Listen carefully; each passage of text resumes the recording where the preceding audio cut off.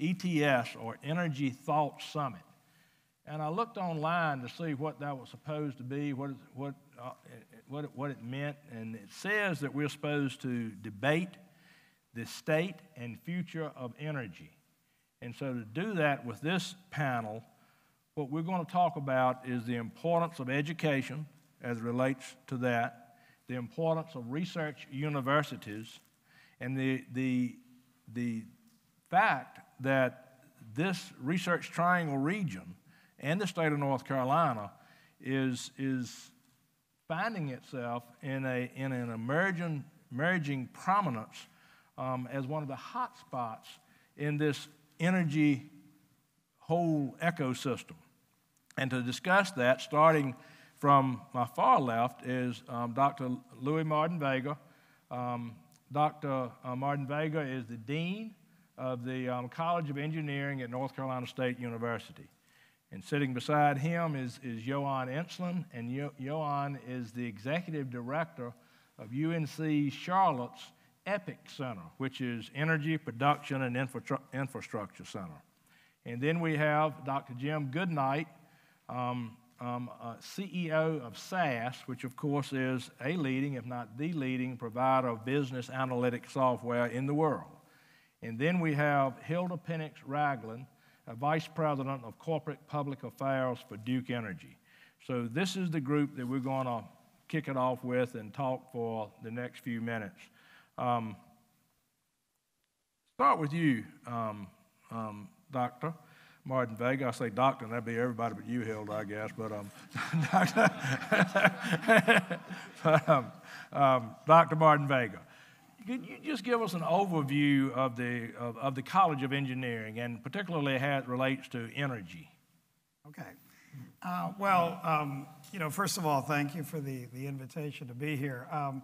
It's interesting because a lot of the presentations today are, from folks at industry and industry-based, and, one easily understands the word enterprise associated with that, and you don't often see that related to an educational College of Engineering, but the bottom line is that the College of Engineering at NC State, which I'm just really privileged to lead, is right now the 7th largest producer of engineering and computer science graduates in the country. We're over 9,600 students, and so the critical mass there is really significant. I mean, when we have a career fair, that's 370 companies coming from all over the country to recruit. And so there's a lot of responsibility with that and what we're doing.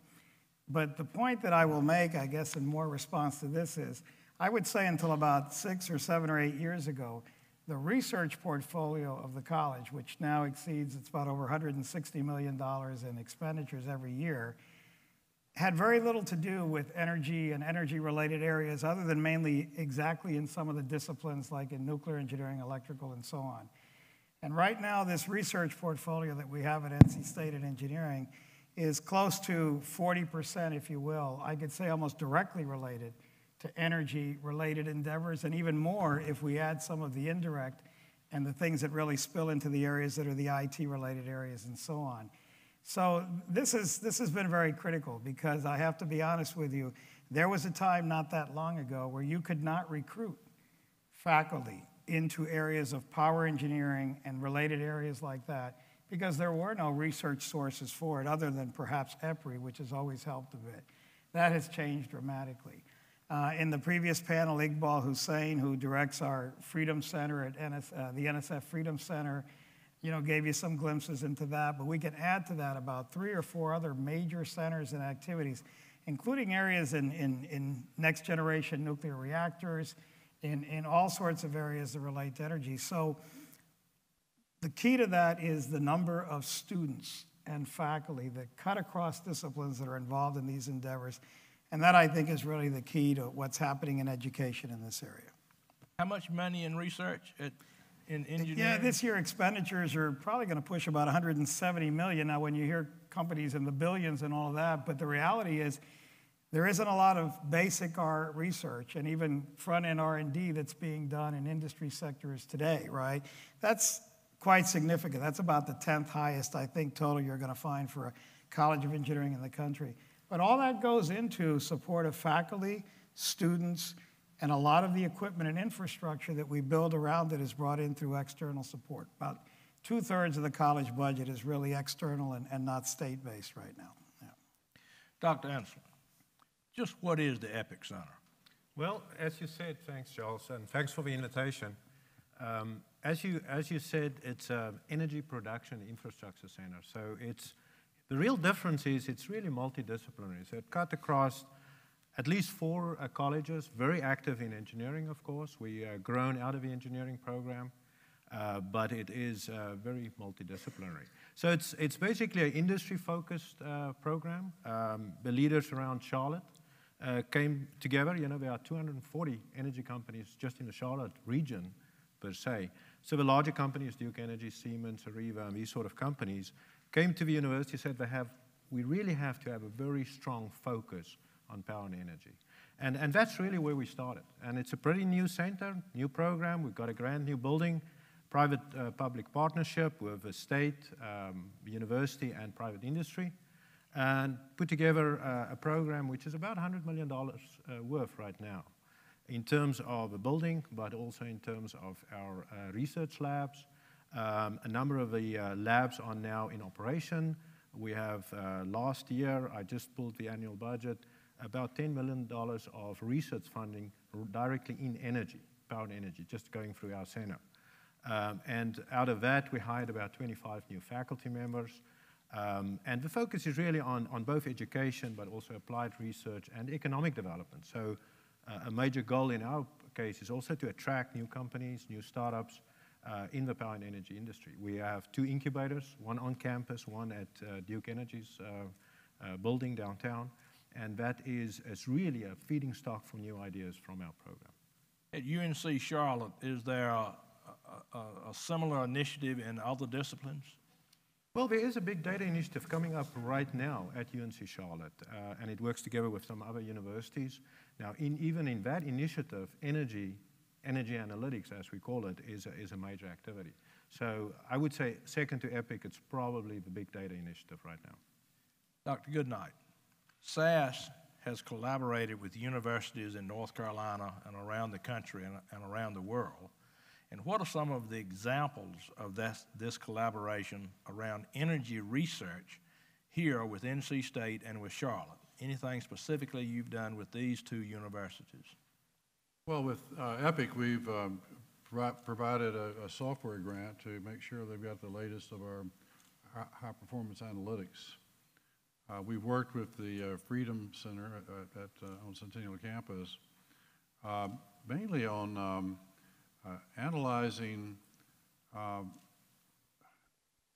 synchrophasers, and this is for a study with Duke. Duke has got 104 of these synchrophasers that are measuring 28 different measurements, 30 times a second. And the idea is to feed that in directly in real time, so that we can give them a picture of the network, precisely what if we're having any spikes, or if the power fluctuations are getting out of control, we can raise an alert, and they can. And then as we tune this stuff, we'll be able to detect specific types of equipment that are causing these situations to occur. There's a huge amount of data, but we are fortunate that we have been developing an event processing engine that will handle data up to about 10,000 data points a second. So it's incredibly fast, and the way it moves data through this engine. And this is precisely what we need to do more work with Duke Power on that too, because they're collecting the data, and you probably haven't figured out what to do with it yet, have you? You're going to figure that out. Exactly. Yeah. Well, SAS is a leading provider of analytic software. As such, your company thrives on talent. And how do you work with the universities throughout the country to support their endeavor to teach analytics? Well, we have, I guess we've got about 17 universities in the U.S. that we've provided grants to start up master's programs in advanced analytics.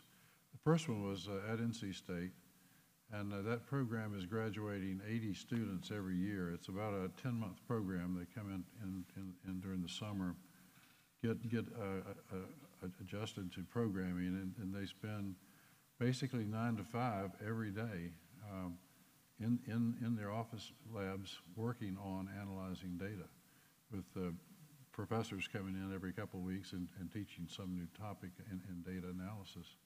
But we saw 80, I think we had 82 graduates this past year. Of the 80 open positions, there were 800 applications this past year for 80 spots. Wow. And all those master's degrees in advanced analytics, we saw at least 3 offers for each one of them. Starting salaries 100,000 plus. So it's a good program, and a lot of people realize.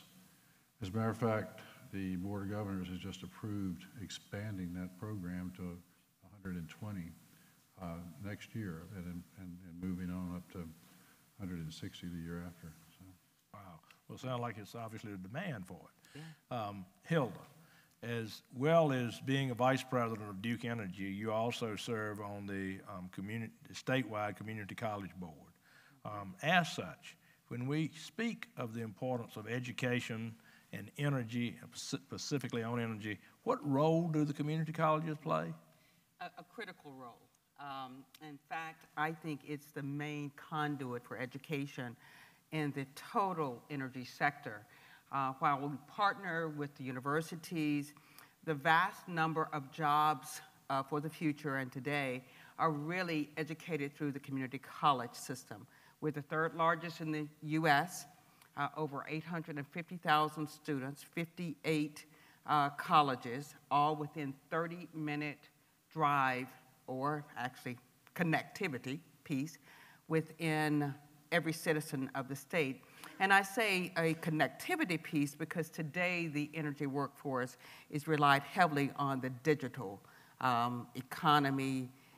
We were talking earlier in the back about some of our students, and I was with the dean, about some of our students that don't really, they stay in one area. Craven Community College has this program, and they actually get their AS and their BS there. They don't come to NC State to actually get that. Many of them are military. Many of them are just from all walks of life. And so community colleges provides the training, the retraining, working with EPIC, working with Siemens. In fact, we're very fortunate, and I'm going to put my community college hat on, because we get a lot of support, and I would be remiss if I didn't mention SAS. And SAS was one of the first that came on board, along with Gates Foundation, to help us with more of a huge computer programming system. In fact, it's one of the best in the country. It's the first one, isn't it? I think it is. Yeah. And so right here in North Carolina, we have that. And of course, Gates gives us more than any other community college system in the United States. So energy and our workforce, we rely largely on the work of the community colleges, whether it's with our craft worker or with our technical worker. And craft, I'm talking about the guys and ladies who keep the lights on. This would be the line techs. These would be with the people who are running the plants. Or with the technical, it would be the I&C technicians. It would be the nuclear technicians. And by the way, these guys make a lot of money. I mean, you're talking $100,000. It's not bad at all. So what we're seeing here, we've got the universities and the wonderful programs that they're doing, supported by the private sector, but the community colleges that are doing more of the technical work and technical teaching are pairing and partnering with the universities to make sure that we all do this. So it sounds like we ought to win. Well, and we are, and we, last year, actually it was a session that was held out at SAS, we signed a seamless articulation agreement whereby we have really streamlined the process for the community college and the university partnership. And what you'll find is the students that actually go to the community colleges are and then transfer over, they move in at the same rate and sometimes higher than those first-year students that go right in to the university, and they graduate on time. And so it's a money saver also for the state. It's an economic money saver for us. But it's huge when you look at the future workforce and the redevelopment. Well, speaking of the future workforce, the workforce is getting older. What I'm hearing is the power engineers are not being, they're aging out, and the whole energy spectrum, the people that climb the lines to everybody. Anything specifically, and this is for all of you, anything specifically we're doing? I mean, is that a looming crisis? And if so, how are we addressing it? It's absolutely a looming crisis. The average year is 55 years old. That's where my age is right now. So I'm sort of the average. And this is a real problem. Because if we look at what's going to happen in 10 years' time, half of our workforce is eligible for retirement. So we have a real fast catch-up to do. And on the same time, we have all the smart grid, we have all the grid modernization, the analytics pieces which add to it. So the skill sets are also a mismatch in a way, even for the existing power engineers. So we are really in a sort of a very interesting scenario. So we have to do these online or sort of lifelong learning sort of opportunities, where we really take engineers and technicians and scientists into the programs and really get them up to speed on what is new in all of this power industry. Renewables is coming. Duke Energy is doing a lot of new renewables. It's a totally different ballgame to integrate those on the grid. So we need those skills, and right now, and very fast. Charles, we actually hired this year 2013 employees, and when you look at, and this is across our whole enterprise, but when you look at our average age of 47, and you look at 27% could retire, or 55 plus, and then you have 19% that are 60 plus. So we have a aging workforce. Now, it's true that many are opting to stay in the workplace longer because of financial reasons, but there's a huge baby boomer group that will be exiting. And so Duke is investing in the STEM programs, and this is starting early on. We're investing in the community college grant program. I think since 2004, 15 million. And then most recently, we had 6.7 million. And so we're investing in education. We're also investing in the university system because we believe we need it all. You mentioned STEM, science, technology, engineering, and math. We hear a lot about STEM. We hear a lot of focus on STEM. We hear that there needs to be more focus on STEM. Talk to me a little bit, and this is for all of you, about what should be the balance between someone knowing STEM and also knowing the Elizabethan sonnet. I've always estimated we probably need about 10% more STEM graduates from college. As a matter of fact, we could probably fill that if the kids that come into college in the STEM skills stayed in them. But we have a pretty high dropout rate, don't we, Louis, at engineering? They decide it's a little too tough for them, and they decide to do something else. It's always been a very rigorous program, although, to your point, Jim, the efforts made for retention are the ones that are yielding some better fruit. But all that being said, we probably, the incoming first-year engineering student, I would say that the old story used to be look to your right, look to your left, and only one of you. Well, now it's look to your left, right? It's like 1 out of 2. But yeah, Jim's absolutely right. I mean, the issue of that improvement is critical. Yeah, no, go ahead, I'm sorry. Well, it starts in K-12. We've got to go back to K-12 right. and make sure these kids are ready.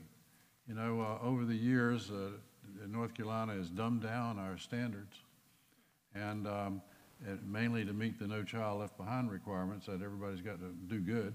So they've dumbed them down, and now, we've tried to introduce Common Core state standards, and the legislature are trying to knock those down because they think it's too tough for the kids or something. I'm not sure what their reason is. I don't agree with it at all. But we need more rigorous standards. We need to also invest in teaching. Our teachers, our university programs, College of Education need to do a better job of preparing teachers. They really need to just do better. We also need to make sure that our teachers that are in the STEM areas are rewarded. So we need differential pay because these people, there's a big demand for their skill sets on the outside in the world. So differential pay is absolutely essential. We also need to reward excellent teachers, the ones that are really stimulating their kids, making sure they're growing year after year. So there's a lot to be done in education that can help STEM. You know, one thing I would like to add as well is to try to get the kids excited about power and energy when they're at school level. You know, they see the iPhone, they see all the internet around them, but they don't see the power really. They see it as sort of, I just feel wires and, you know, what is this, you know, in a substation, that doesn't look very good, you know. So you really have to excite the kids very early on, because when we get them really in the second and third year, really the interest students in power and energy, it's too late. They already made up their mind. They want to do some other areas, careers. So I think it's very important to really do that early college or, you know, high school focus on power and energy.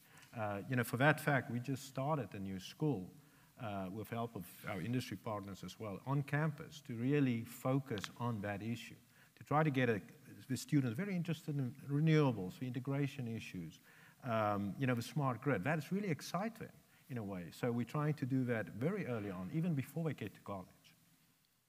Can I pick up on that? Yeah, I think what Johan is saying is not only critical, it's also the silver lining, okay? You know, we have something like 16 K through 12 summer camps every summer, and most of them are elementary and middle school summer camp. If you're not in the middle school with these ideas and these concepts, especially with these young people, you may be a little too late, okay, for starters.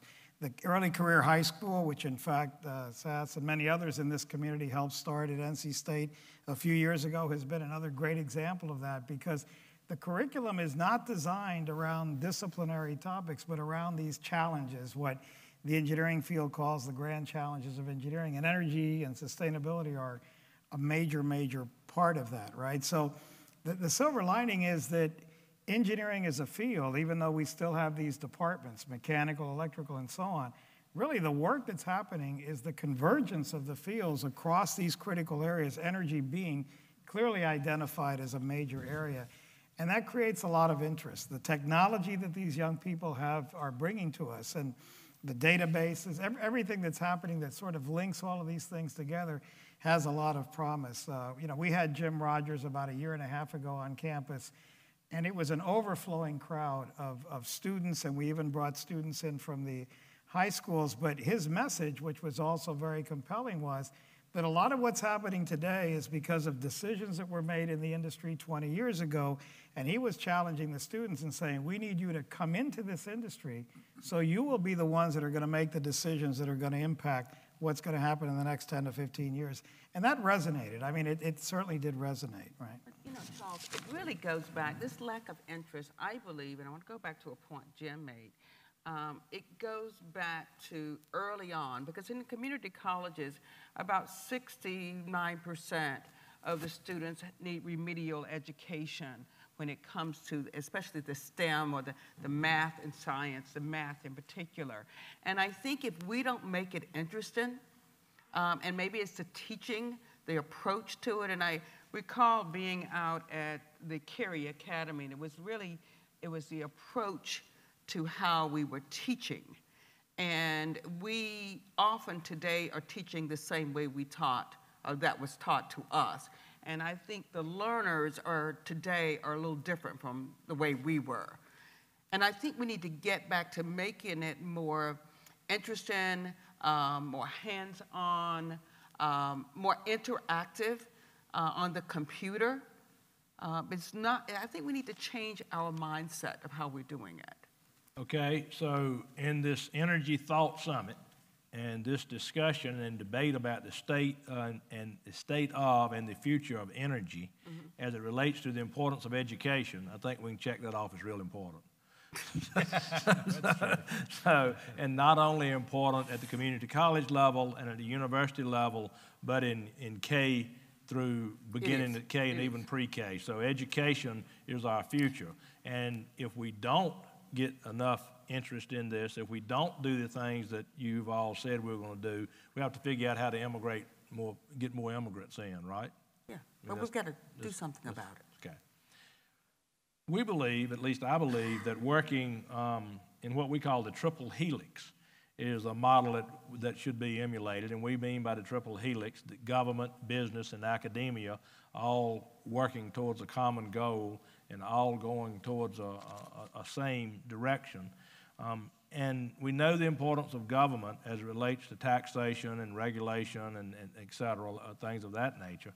But how important, again, to the energy and to the future of energy and to the future of this region as being a leader in energy for the U.S. government to continue its funding in applied and or original research. Is it important? You want to pick up? Yeah. Look, you know, this Freedom Center that we've mentioned a number of times, that is an NSF grant, basically, that served as a catalyst that brings in over 50 industrial partners, brings in other funding from the Department of Energy that has gone into developing new master's degrees in renewable energy systems and so on. But that really has been the driver, right, for everything that is happening across these interdisciplinary kinds of efforts, certainly at NC State. So without that catalyst, it's not simply that the center wouldn't have happened. That center has really catalyzed a lot of efforts in this area, the cluster that's here that exists, and the economic development that comes as a result of that. We have, you know, a number of case studies. Some of you out here may be involved in that, where this has catalyzed what I would call insourcing instead of outsourcing. You know, the maintenance and growth of organizations and companies in this area, because now there is the labor pool. But it started, at least in our case, with that particular grant. Without that, I don't think we would have been able to move forward. So for us, you know, certainly at the high level of a research-based university and basic research, which is where we start and try to transition it, there is no other source right now to catalyze or start that than that kind of federal government involvement. Yeah, and then when you look at the DOE funding that many of the industries received for the smart grid, some use it for meters, some use it for the grid mod itself on the lines.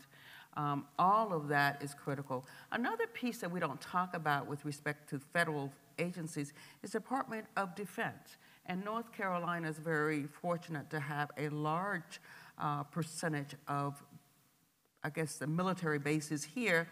And all of them are engaged in some of the renewable energy.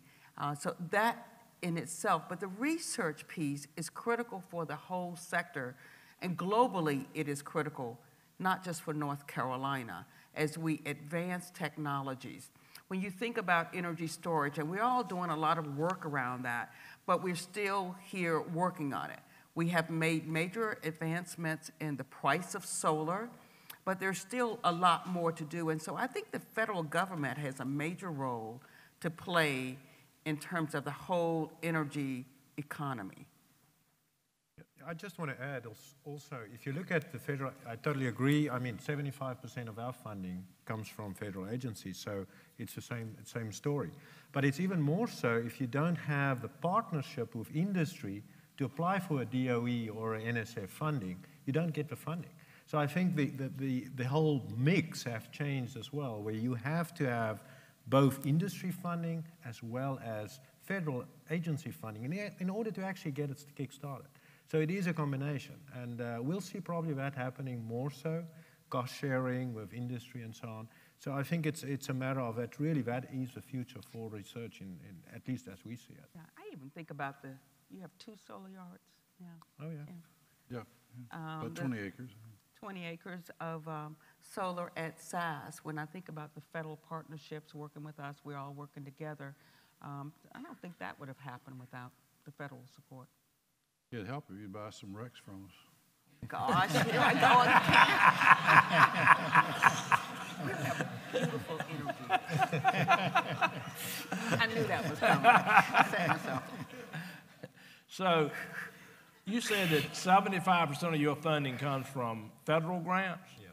Louis, what about you from the Freedom Center? Well, That's awesome. the fact is that we have a good amount of industry support that's been catalyzed from that, but it would be along those lines. We probably have a little bit more diverse portfolio, but yeah, I mean, in our case, to your point, it's NSF, DOE, and Department of Defense have been major players in this, and that's, you know, like I said, over 2/3 of the budget of our college is based on external grants, and a great majority of that are federal grants. Yeah.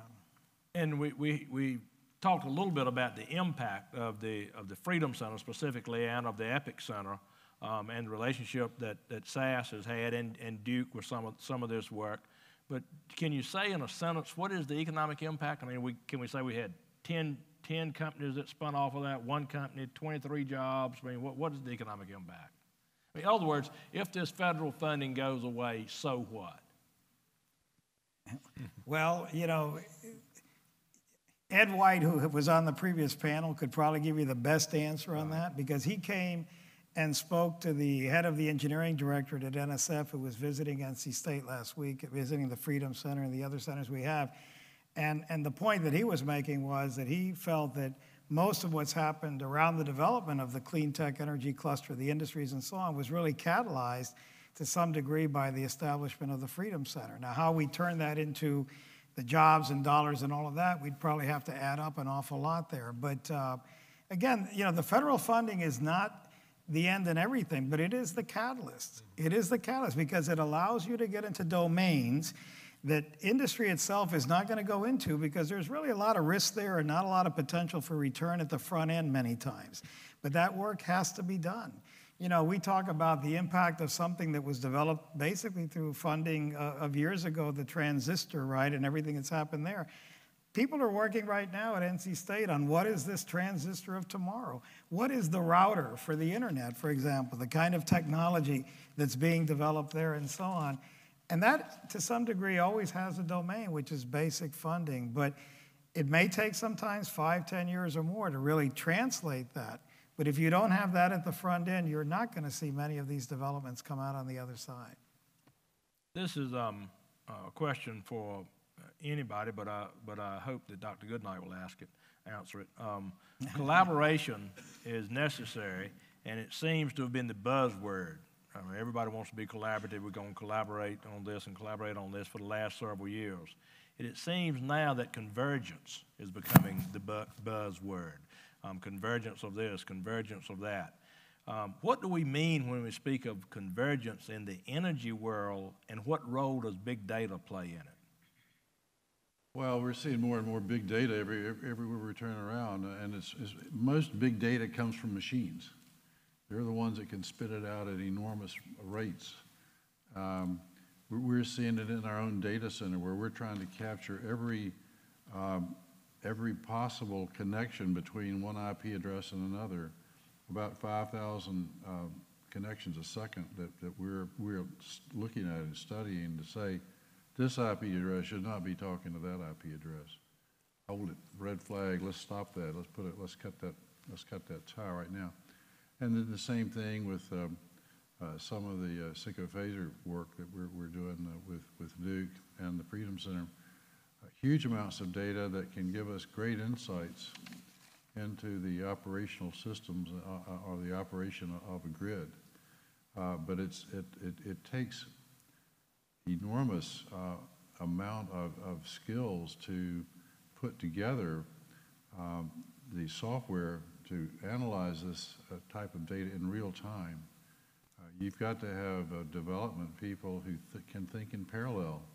You know, most of us were raised in a sort of a sequential one processor world, but now to take advantage of the chipsets that are coming out now with 15 cores per chip, 30 cores in a blade, 60 cores in a server, to take advantage of all that compute power, we've got to rewrite everything we've done in a sequential fashion and make it run in parallel. And it means upsetting every algorithm, rethinking every algorithm. How can this possibly be done in parallel?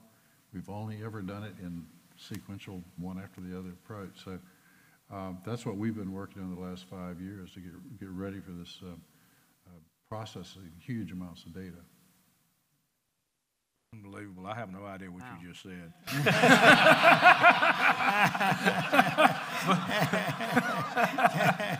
But it sounded very good. So, some have said that the energy arena will create the jobs of the future, not just provide the jobs of the future. What's meant by that statement? Well, I think if you look at the business model, first of all, starting with a business model of energy of the future, we don't even know what it is going to look like. So we are looking at this whole industry transforming from, what we know of central generation, distribution, transmission, end use, to a total different model.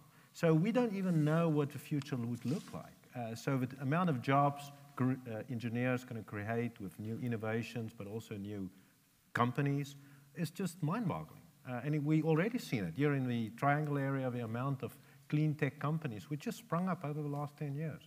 And this is just the beginning. I mean, one of the largest storage companies trying to get into storage, just amazingly sort of the models they look at, a storage utility.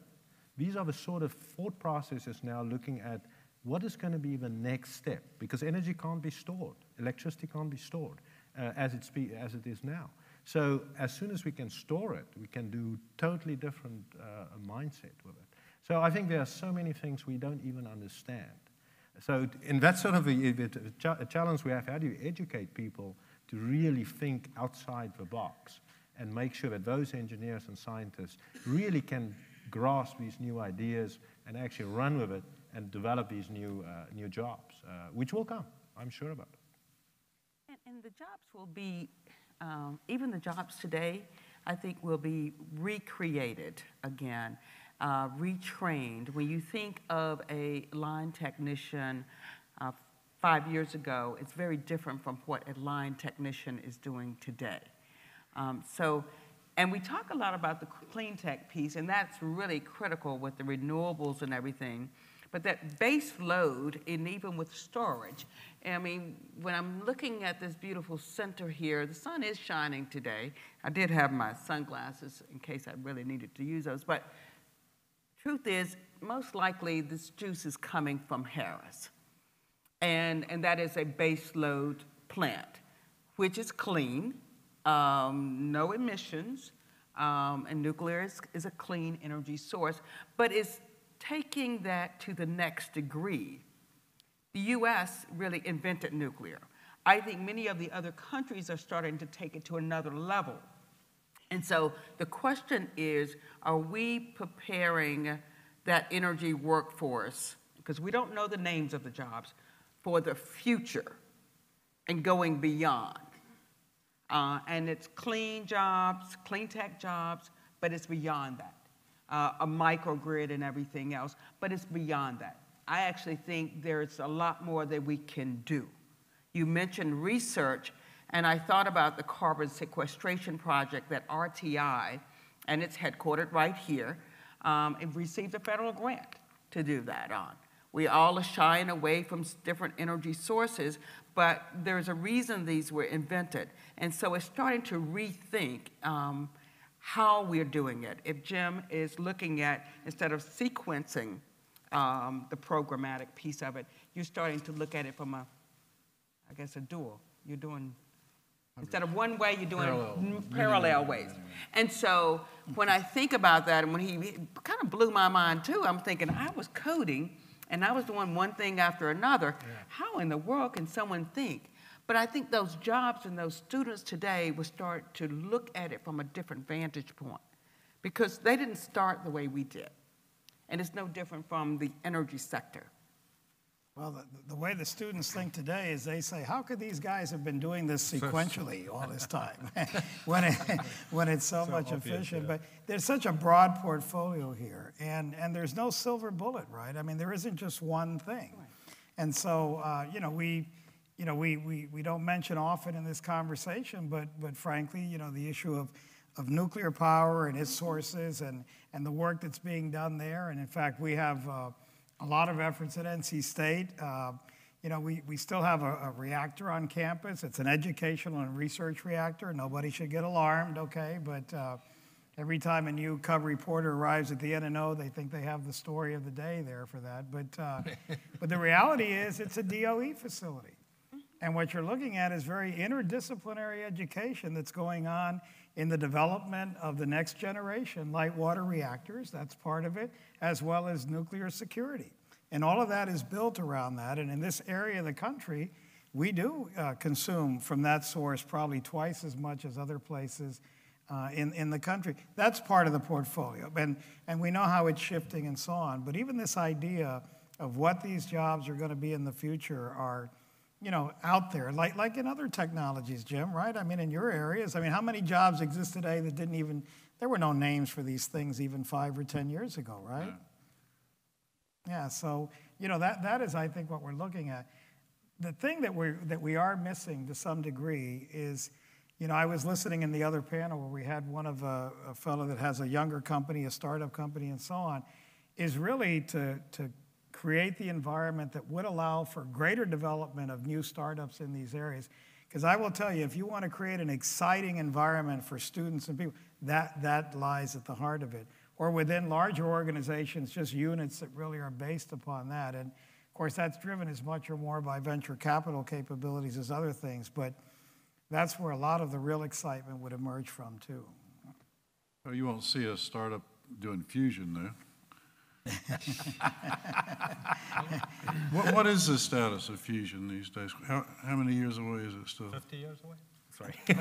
They always say 50 years away. So. Well, I don't, it's not right around the corner yet. But that doesn't mean people aren't working on it, right? Or trying to, that's the whole thing. And these things are not necessarily incremental. I mean, it's like things, and then all of a sudden there is some jump, right, in understanding and technology. But yeah, that would really change the dynamic pretty significantly, no doubt. Okay, we've got just a few more minutes before we go to question and answers. You've got four very smart people. It's been said that North Carolina and this region are hotbeds, I think is what the program said, of technology hot spots, and is leading the way in energy and energy growth and energy research and all of that. So let's stipulate that is true. You four smart people, what do we need to do right now and in the future to make sure that people sitting around in a forum like this next year, 5 years from now, 10 years from now, will say this region, this state is a leader in this arena? And I want to know what to do. I'm going to take notes and we're going to go see if we can get it done. Well, I think you need to talk to the governor and tell him when he's out and giving hundreds of millions of dollars away to other companies to move them somewhere else besides this area. Put them in Rocky Mount, put them in Wilmington, put them in Greensboro. We need to spread it out.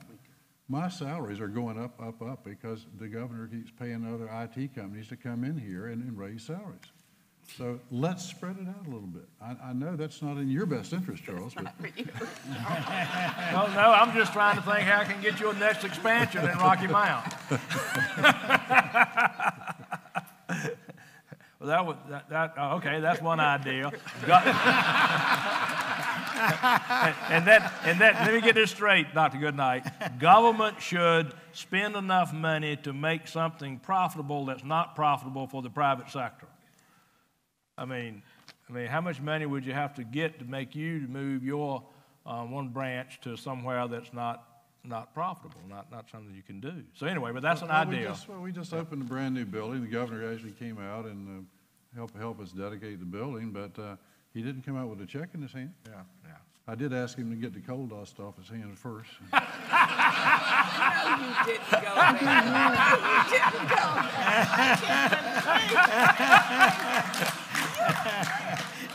But I think Jim has a good point. Think about this. I don't necessarily agree with his methodology, but I think his point is well taken. If we want North Carolina to continue to be successful and leading, we have to make sure all of North Carolina participates in that. That's it. But you know, there is a role for every one of us. We can talk, but if we don't do something about it, then we really haven't, I can't say it's done a lot.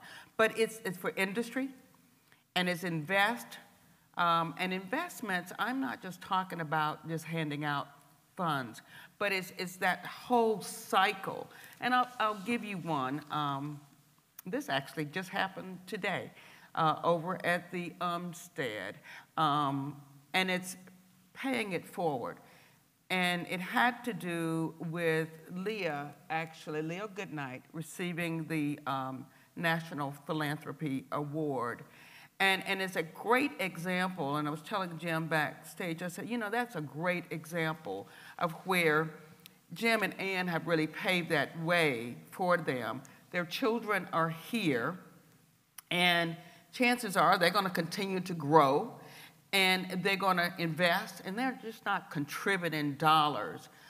She is actually out there working, just as Jim and Ann has, in the community. So there is a role for every one of us to play, from financial investments, from personal sweat equity, from saying, instead of just talking about an issue, let's do something about it. There is a major role for us to play with all of the kids in the state, and not kids, students in the state. Because we sit and talk about K through 12. I mentioned the remediation. Well, shame on me if I don't do something about it. So every one of us, if we take just one accountability, Charles, to go back and say, what can I do to make the change? I think we can help North Carolina, because quite frankly, it doesn't feel good for someone when you look at our rankings for education, and soon the workforce will follow that same suit to be at the bottom. But each one of us have to invest. The one thing we don't do enough about, though, that's really good, is to talk about the positives. You know, we happen to now be the nation's largest utility. Dean just mentioned the 7th largest producers of a great product called engineers, and with many jobs. And computer science. We have the EPIC Center and computer science. We have, and I've seen this around the globe with Jim and SAS and what they're doing. So often we don't talk about the great things. So economic development, your next trip, that's what you can talk about. Well, I think there are two things I would like to if it, you know, really ideal world, I really would like to see more sort of, I don't know if it's venture capital or sort of initiatives to bring the Silicon Valley for power here in North Carolina. Because I really think that's still where we are missing. We don't really have that sort of Silicon Valley activity going as we've seen it in California. So whatever the missing link there is, it's probably funding, venture capital funding. The other piece is really, I can't say enough, is STEM education. You know, the point, if any university pulls from the resources from around it, so NC State from here, we pull from Charlotte. The bottom line is 80% of our students come from there. So if we don't invest in the teachers, in the schools of that region, we will not survive. We won't have a good quality students to work eventually at Duke or SAS or at ABB or one of these companies. So that is really the challenge. The two major things which I think, to really make that environment friendly for startups, and secondly, really bring those kids in which really interest in power and energy. So let me see. We need to make sure education's right. We need to make sure that we have the tools and proper things to innovate properly, and we need to make sure that we're inclusive so all of the citizens in North Carolina can participate. Can I just add one little thing at the end then? I think we should never lose sight of what has gotten us here. Okay, there are so many people here, myself included, many of our faculty in the College of Engineering at NC State, at the university in general, that came here because of what the investments in education did to this state, to make it truly a national leader and create the kind of educational systems, K through 12, the higher ed systems that we have to be extremely proud of. When we have parents come to our open house activities here, one of the things that they really tell us all the time is they say they just feel so proud that their son or daughter does not have to leave this state to get a really outstanding education. In engineering, they express it to us. I'm sure in other areas as well. And my concern is, can we continue to deliver on that? Do we have the kind of investments that allow us to continue to deliver on that? We have spent more on retention of faculty in the College of Engineering in the last 2 years than in the previous 6 years combined. I have never seen more investments across the country in engineering colleges than what we're seeing now. A few years ago, everybody was in the same boat because of the recession. That's not the dynamic now. And we are trying to make sure that we stay with that and continue to move ahead. But the underlying part of that is that it has to be to assure that this is understood. This did not happen, just by happenstance. There was investments and concern over many years, bond referendums, other things that brought out the support of people in the state in a way that we really need to have it occur now. It's just something very special here. I was down in Florida for many years, and it was very clear. The dynamic of this area is something that's looked at nationwide.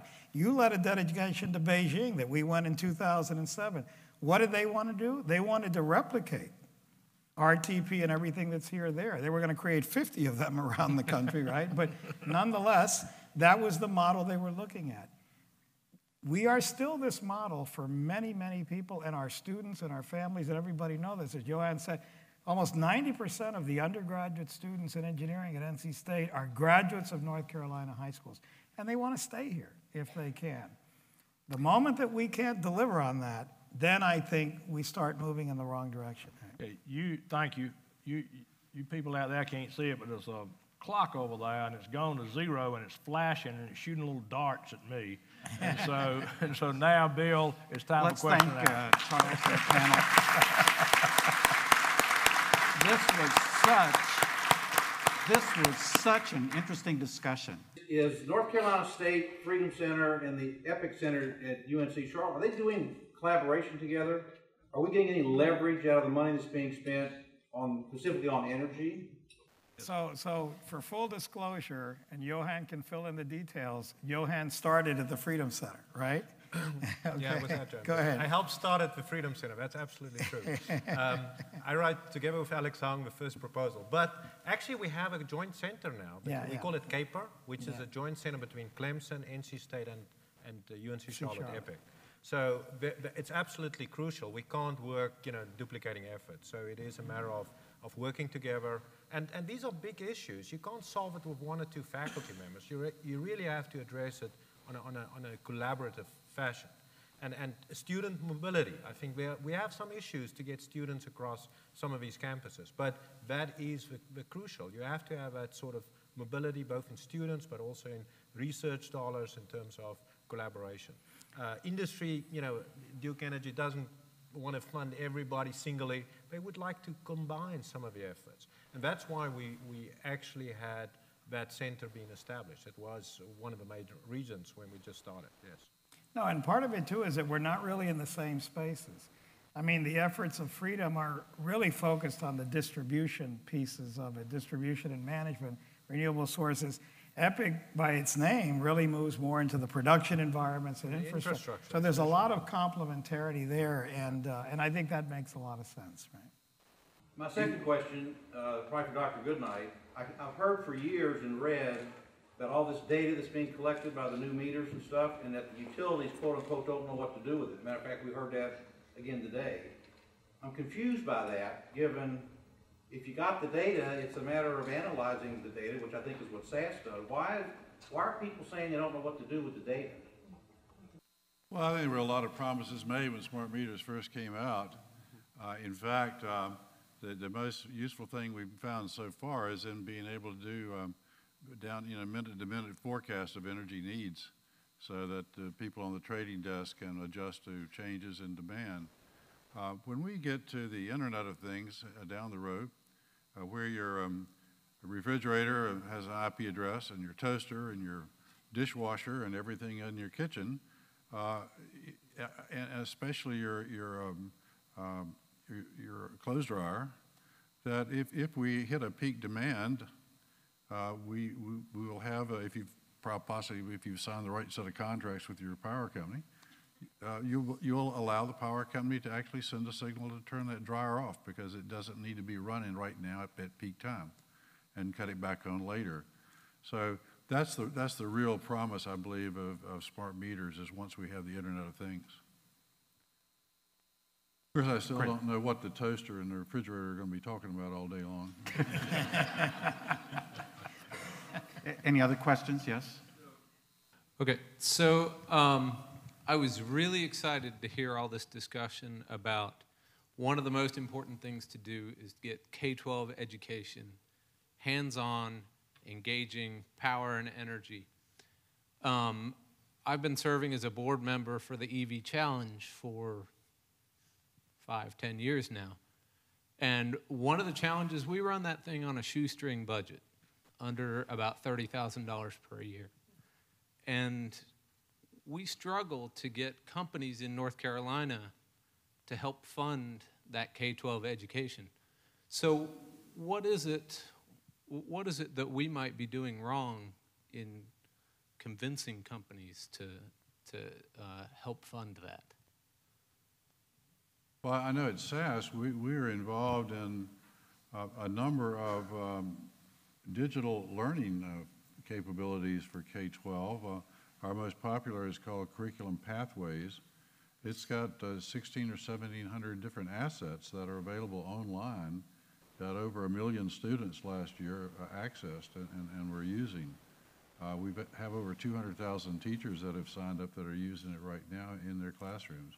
It provides digital content so that the kids with computers or browsers anyway have the ability to access it. It's very interactive. We've got a complete Algebra 1 course that's available. We've got Learn to Read programs for pre-K kids that are available on iPads. And all of this is free. We don't charge for it, but we do have a staff of about $7 or $8 million a year that we're spending on staff to develop this free stuff. So well, that's why we don't give you money. We spend it ourselves. And I really can't tell. Perhaps this is one that we need to just work with you with our foundation or with some of our people. I even see Marty Clayton in here. So maybe finding out more details around it. Of course, I know the ED Challenge, but maybe there's just something that question is one that requires additional information. Well, I'd like to thank the panel again for such a wonderful session.